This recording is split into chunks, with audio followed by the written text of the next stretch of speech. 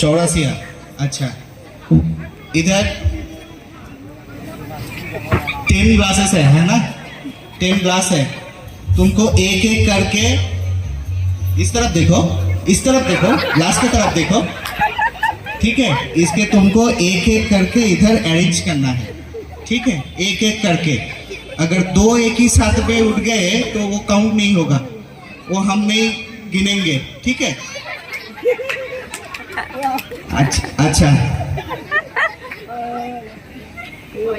মা কই?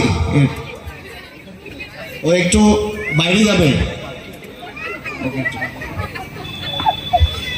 समझ गए ना? हाँ, क्या करना है इधर, ठीक है? Ready 1 2 3 start. ग्लास पकड़ो।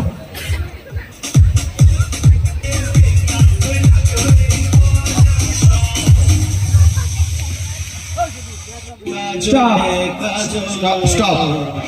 अच्छा, ठीक है, ठीक ठीक। কটা?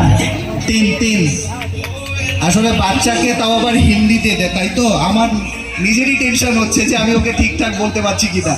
তো যাই হোক,